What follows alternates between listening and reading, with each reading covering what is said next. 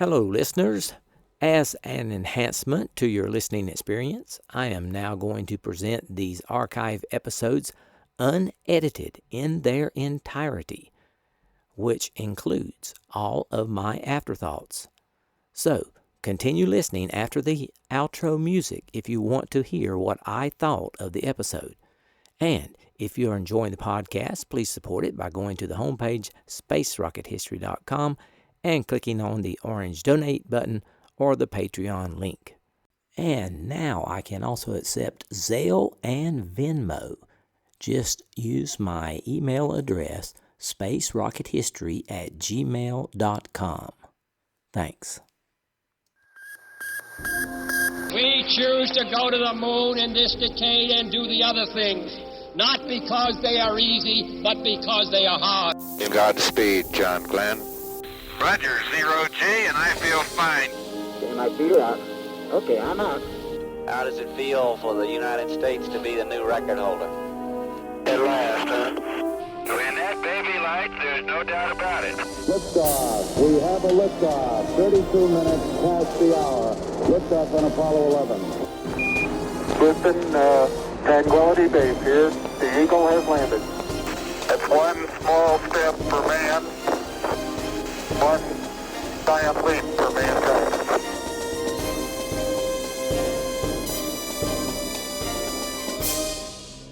Hello and welcome. This is Michael Annis, and you're listening to episode 262 of the Space Rocket History Podcast. And now, Apollo 13, Commander Jim Lovell. James Arthur Lovell Jr. was born in Cleveland, Ohio on March 25, 1928.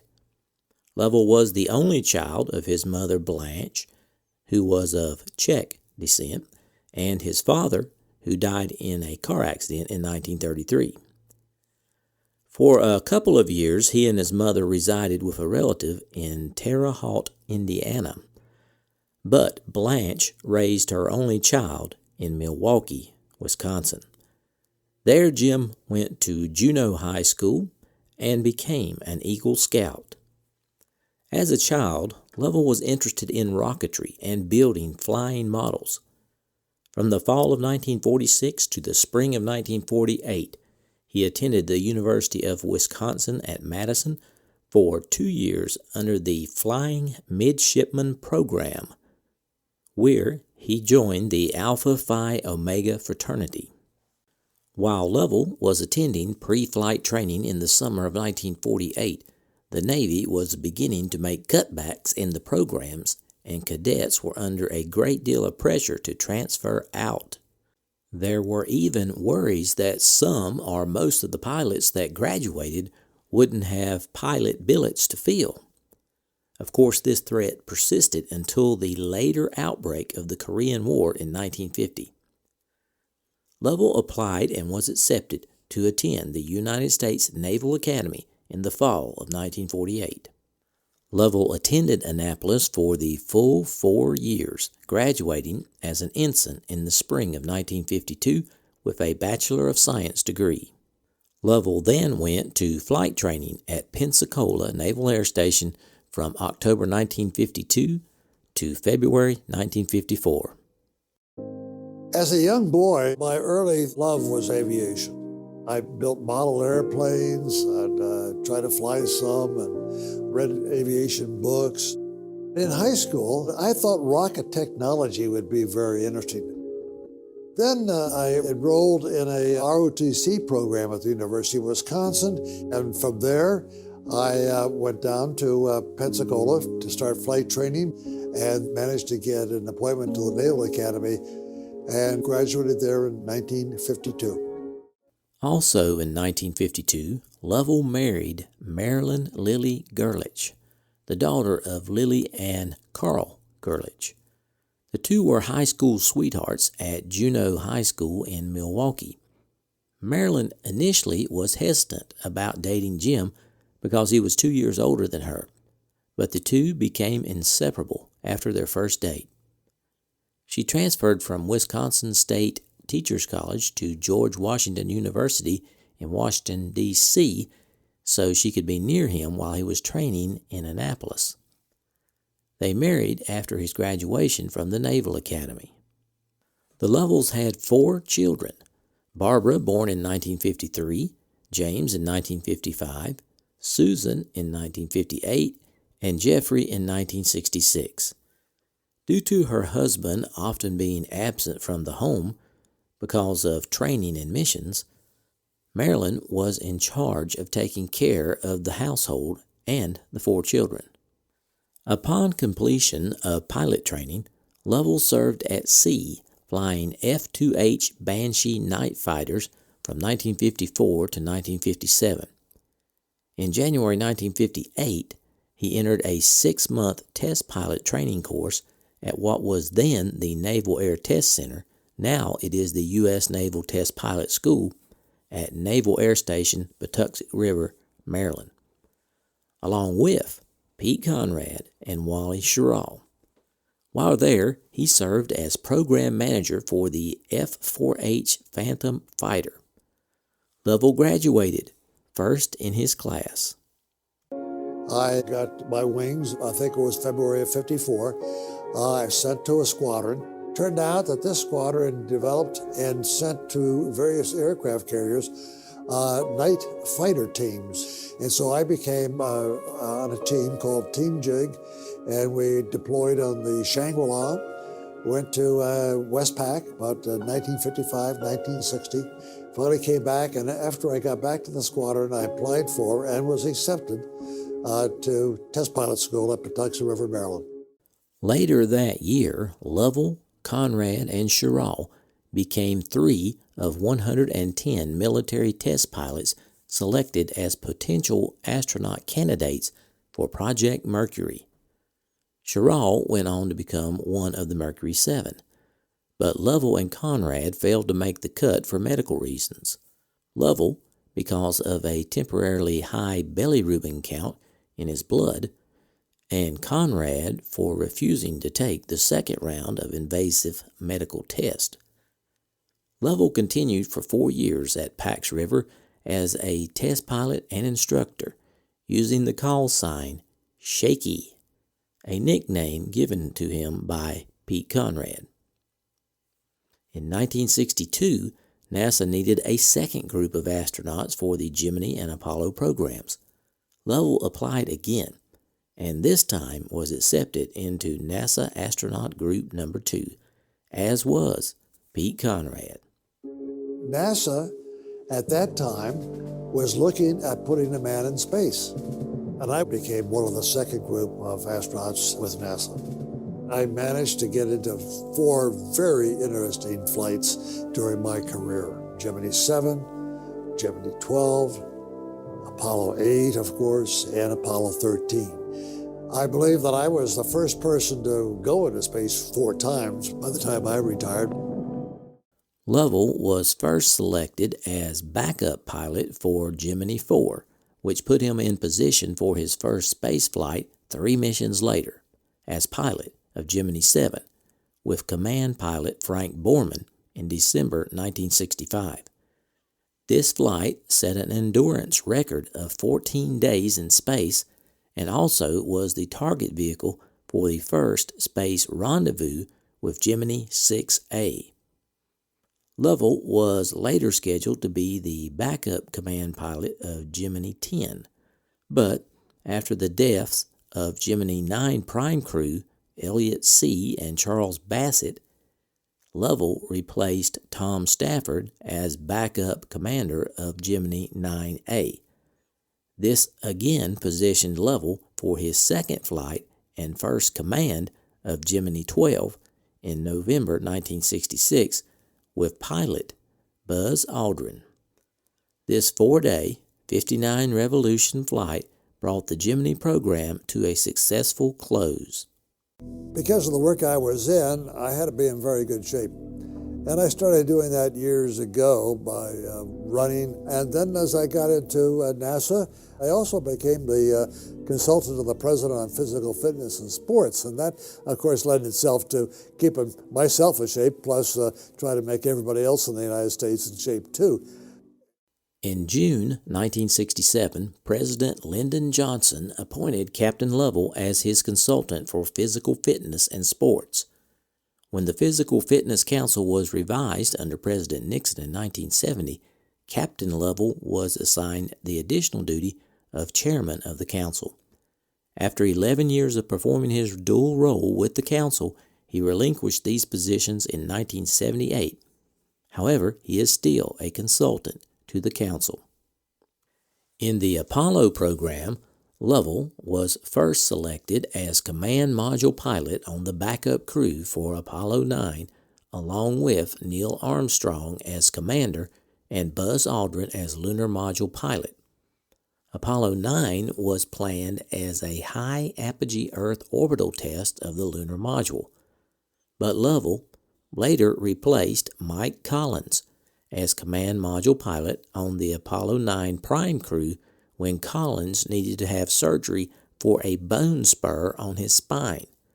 This change reunited Lovell with his Gemini 7 commander, Frank Borman. But delays in construction of the first lunar module prevented it from being ready in time to fly on Apollo 8, which was planned as a low Earth orbit test. NASA then decided to swap the Apollo 8 and Apollo 9 prime and backup crews in the flight schedule so that the crew trained for the low orbit test could fly it as Apollo 9 when the lunar module would be ready. The original Apollo 9 high apogee Earth orbit test was changed to a lunar orbital flight, now called Apollo 8. A scriptwriter couldn't have done a better job. Launching on the 21st of December to orbit the moon on Christmas Eve, to launch at the end of a very turbulent year, with the Vietnam War going on and there were riots. It was really a bad year.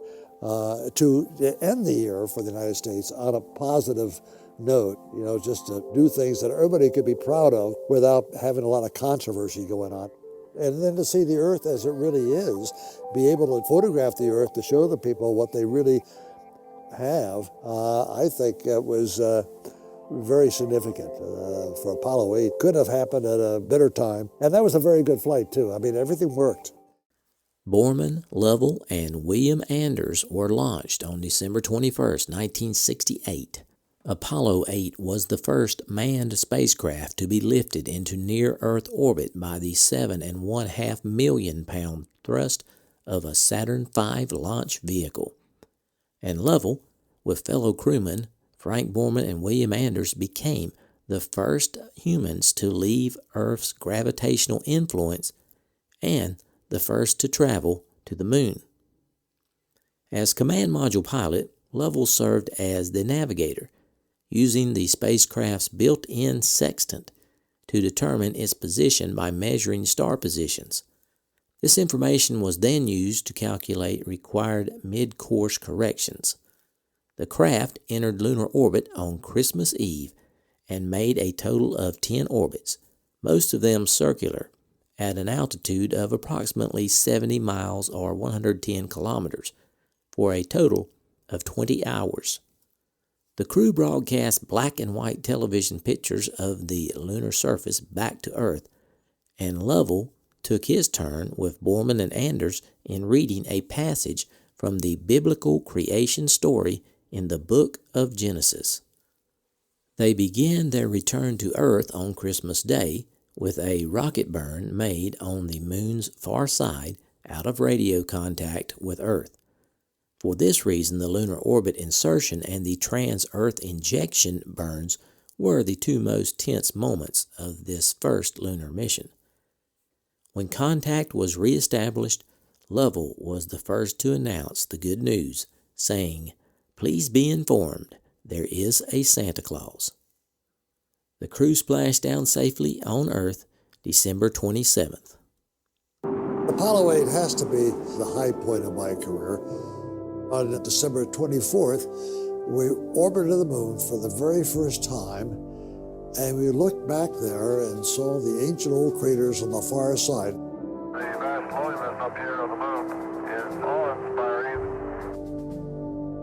The most impressive thing we saw was the Earth. I, for some reason, put my thumb up to the window and realized that I could hide the Earth behind my thumb. And I thought, everything I ever knew, everything that exists to my knowledge is behind my thumb. Lovell was next backup commander of Apollo 11, and he was scheduled to command Apollo 14. Instead, he and his crew swapped missions with the crew of Apollo 13, as it was felt the commander of the other crew, Alan Shepard, needed more time to train after having been grounded for a long period by an ear problem. Lovell lifted off aboard Apollo 13 on April 11, 1970, with Command Module pilot Jack Swigert and Lunar Module pilot Fred Hayes. He and Hayes were to land on the moon. Apollo 13 was going to be the third flight to the moon. Touches go, all engines. Looks good here, flight. Good agreement. And it was just after about 55 hours into this mission that the explosion occurred. Houston, we've had a problem.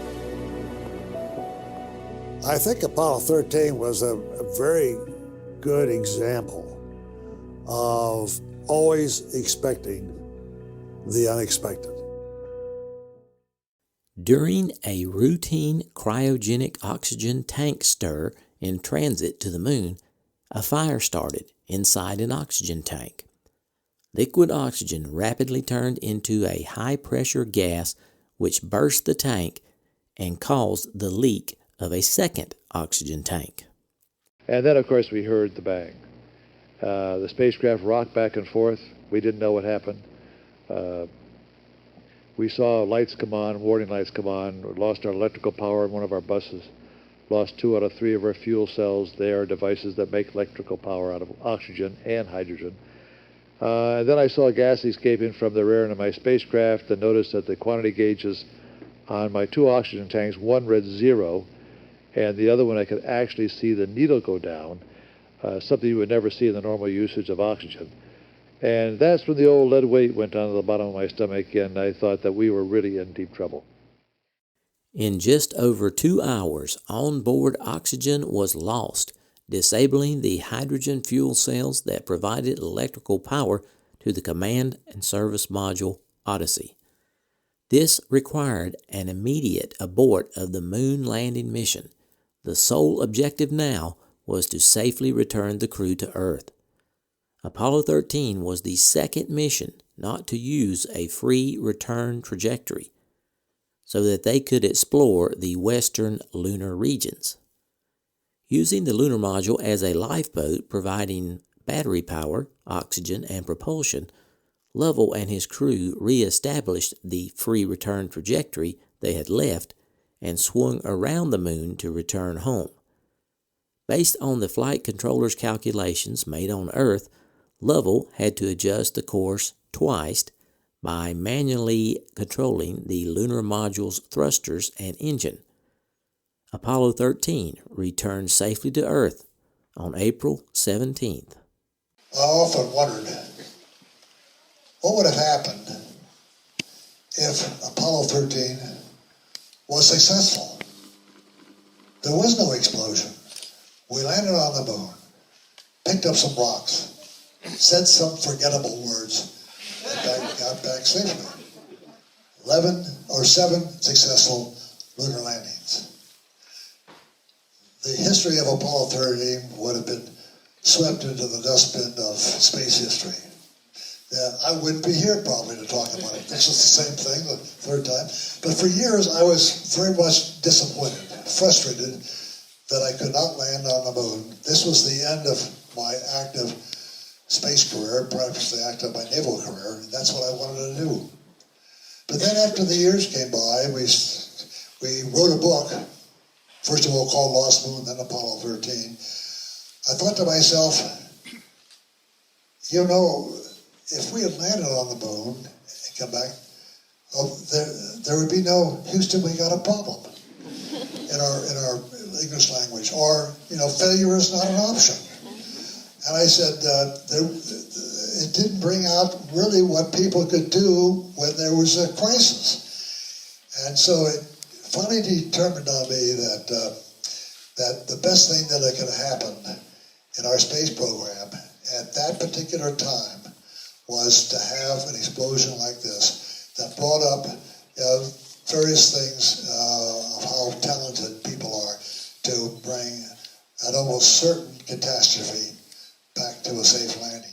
Lovell is now one of only 3 men to travel to the moon twice. But unlike John Young and Gene Cernan, he never walked on it. Lovell accrued over 715 hours in space, and he saw a total of 269 sunrises from space on his Gemini and Apollo flights. This was a personal record that stood until Skylab 3 in July through September of 1973. Apollo 13's flight trajectory gave Lovell, Hayes, and Swigert the record for the furthest distance that humans have ever traveled from Earth. After Apollo 13, I got to work on the board of the Air and Space Museum, trying to contribute as much as I could. On March 1st, 1973, Captain Lovell retired from the Navy and from the space program to join Bay Houston Towing Company in Houston, Texas. The company was involved in harbor and coast towing, mining, and marketing of peat products for the lawn and garden industry. Lovell was promoted to the position of President and Chief Executive Officer on March 1, 1975. In 1977, Lovell became president of Fisk Telephone Systems in Houston. The company marketed business communications equipment in the Southwest United States. On January 1, 1981, he was appointed Group Vice President, and he eventually retired from the company in 1991. In 1994, Lovell, along with Jeffrey Kluger, wrote a book about the Apollo 13 mission called Lost Moon, The Perilous Voyage of Apollo 13. It was the basis for the Ron Howard movie Apollo 13. Lovell's first impression on being approached about the film was that Kevin Costner would be a good choice to portray him, given the physical resemblance. But Tom Hanks was cast in the role. Tom Hanks always wanted to be an astronaut. He was what we call a closet astronaut, a space enthusiast.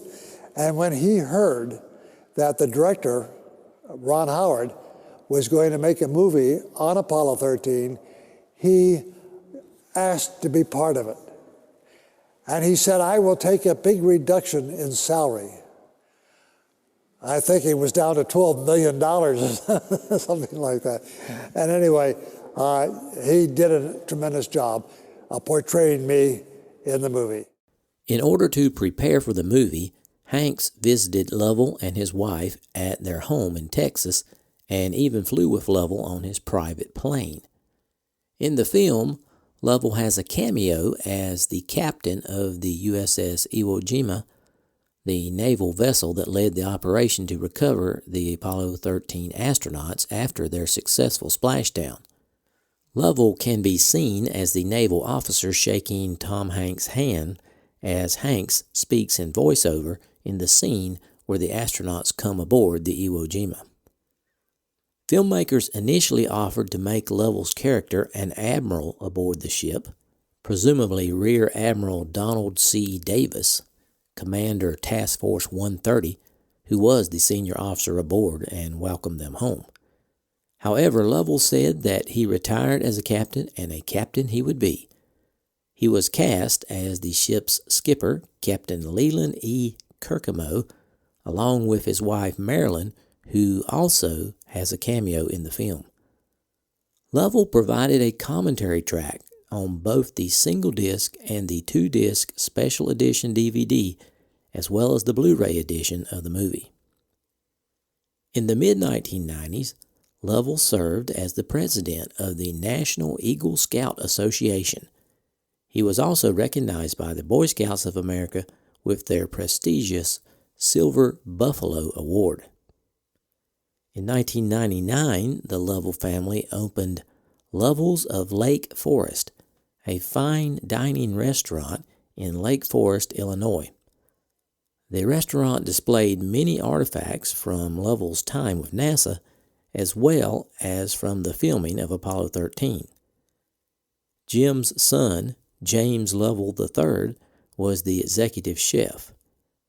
Jim sold the restaurant to his son and his wife, Doris, in 2006. One of the ways to keep active is to have hobbies and do things. We're sitting in a restaurant right now, which with my son I helped build, and he has the restaurant now, but I help him out quite a bit. And the restaurant has 3 stories to it, so one of the good ways to keep it fit is going up and down the stairs rather than the elevator. During his long career, Lovell served on the board of directors for several organizations, including Federal Signal Corporation in Chicago, Astronautics Corporation of America in his hometown of Milwaukee, and Centel Corporation in Chicago. Lovell also visits colleges and universities where he gives speeches on his experiences as an astronaut and businessman. He strongly urges students to get involved in science and the space program, and he credits NASA in the 1960s with bringing much of the country together for a common goal. Lovell has received numerous special honors, such as the Presidential Medal for Freedom, NASA Distinguished Service Medal, 2 Navy Distinguished Flying Crosses, the American Academy of Achievement Golden Plate Award, City of New York Golden Medal, City of Houston Medal for Valor, the National Academy of Television Arts and Sciences Special Trustees Award, the Institute of Navigation Award, the University of Wisconsin's Distinguished Alumni Service Award, the Goddard Memorial Trophy, the General Thomas D. White U.S. Air Force Space Trophy, and the AIAA Haley Astronautics Award, to name a few. Lovell was inducted into the United States Astronaut Hall of Fame in 1993.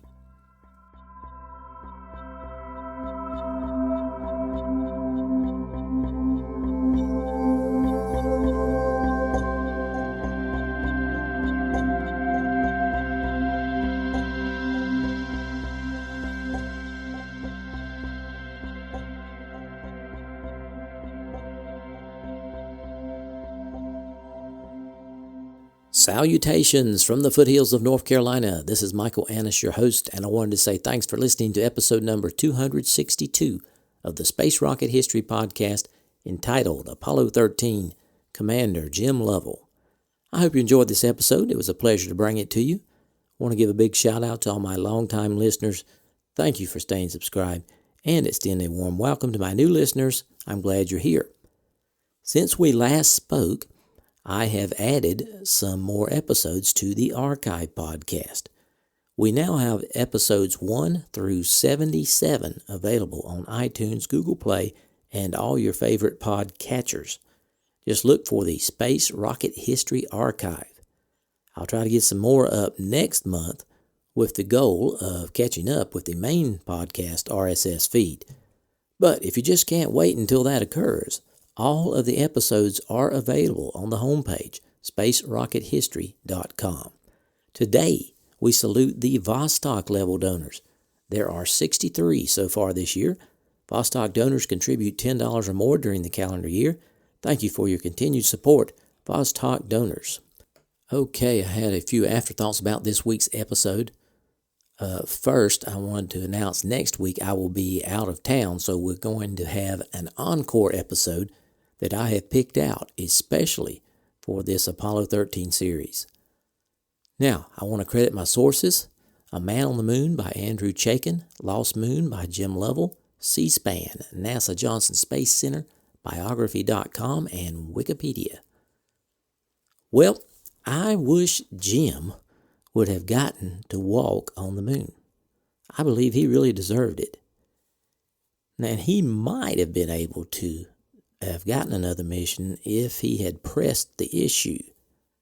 But Marilyn said, "No, you've had your chance, and I'm not doing this again." So Jim was pretty frustrated for years after not landing on the moon, but I'm sure he was grateful to have made it back alive.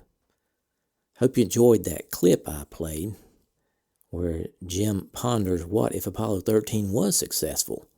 He concluded that an Apollo 13 disaster was what the space program needed at that time in order to show what a fine team NASA had to be able to bring them back home safely. After all, it was unquestionably one of NASA's finest hours. But for me personally, I wish the accident didn't happen. I wanted all the moon landings to succeed, even at the risk of Apollo 13 not being a particularly noteworthy mission. So now, Jim considers Apollo 8 to be the high point of his career. And to me, Apollo 8 was a fantastic mission and one of my favorite missions for the reasons that I covered in the Apollo 8 series I did back in episodes 160 through 171, I think. But once again, I will disagree with Jim. I thought his performance on 13 was exceptional under extremely adverse conditions with the whole world watching.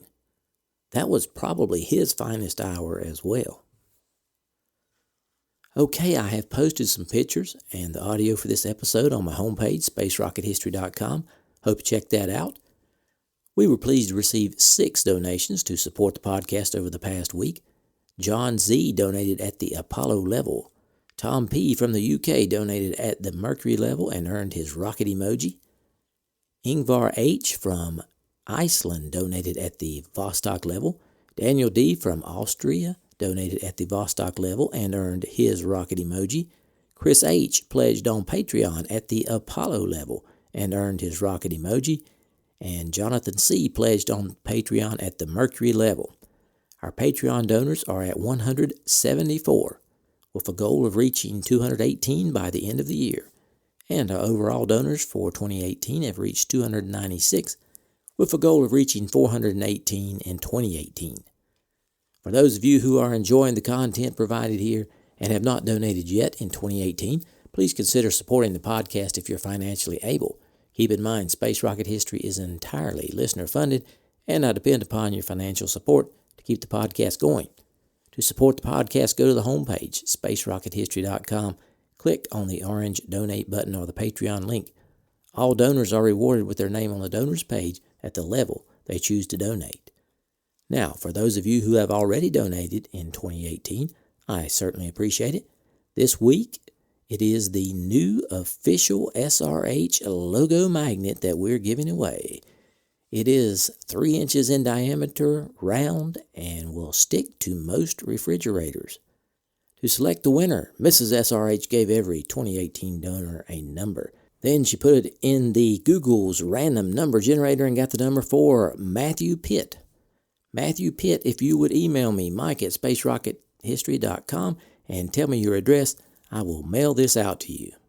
Okay, folks, that's all I have for this week. Next week will be an encore episode, and the following week we'll continue Apollo 13 with episode 263. So long for now.